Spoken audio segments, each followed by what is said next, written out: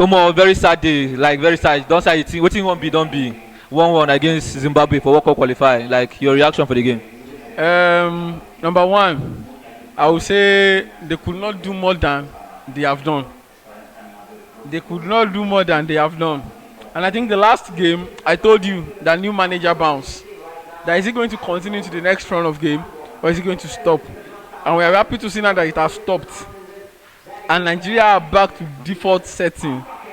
This is our default setting. World Cup qualifier. I'm not even following up in the whole World Cup run. But I know that we've been drawing most of our games and we are going to World Cup. Where we will play Argentina, where we will play Brazil, where we will play Spain, Lami Yawa in front, where we will play all these deadly teams everywhere, even USA. We are going to play USA and we are playing like this. Me as a person, number one, I'm not a fan of Nigerian squad, national squad. No, I'm not a fan. Until we start making some investments that we really need, we start making some changes, until they start putting their body and blood into this national team, there is nothing we can achieve. The only person that sweats for this national team is Osimhen. If Osimhen is not there, let us remove his 2 goals and his goal today is 3 goals in this international break, and we'll see where we will be. Now, Isingwaneli gave us 4 points now over the course of this international break. And this is the first game like in this World Cup qualifier. Like first 2 games in the World Cup qualifier. This is his first 2 games in the World Cup qualifiers, and he has dropped 3 goals, 4 points. Now, if we had played the other game, maybe we would have gathered more points. But Osimhen's contribution to the national team cannot be underemphasized. We need to start giving kudos to this boy. The other person I really like is Olaino. Now, at some point, I felt our midfield was complacent. As at the 75, 76, 77 minutes, the whole Zimbabwean team, their midfield was empty. Now, I could think of. Now we are talking about the World Cup here, and I could think of an England team facing that Zimbabwean team now, having someone like Bellingham in that midfield, as empty as it is today. He won't be had the chance to run into the midfield. He was not taking it. Onyedika had the chance. He was not taking it.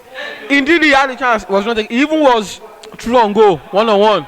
He missed it. Now, me, I'm not sorry that we lost. Oh, sorry, he dropped points. Number one, let's look at the condition of the stadium that we played the last game. And let's look at the condition of the stadium today. I'm not giving excuses for the national team. But I'm saying the government and the NFF, they should do better. They should do better. They should do better. The last time we played in Rwanda, when it comes to GDP, when it comes to money, when it comes to everything, we kill them. Far better. We can buy that country, but then that country has a far better stadium than Nigeria, which is so bad. That stadium does not even have color, does not even have the flair, does not even have anything that makes it, that can make players want to do something spectacular. Now I was looking at Lookman today. Lookman was playing 7. Lookman does not play 7. Lookman plays 11. Me as a person, I don't know why we use Moses Simon. I'm not a fan of that guy. I would prefer to have Lookman and Samuel Chukwueze or than to have Moses Simon in my team. I don't really see his significance. Take on today, he was not taking it on. He was not doing anything. And I'm not a fan of this 4-2-4 gimmick that our coach is doing. Give me bodies in the midfield. If he had had bodies in the midfield today, he would have killed this game easily. Give me Boniface to play 10.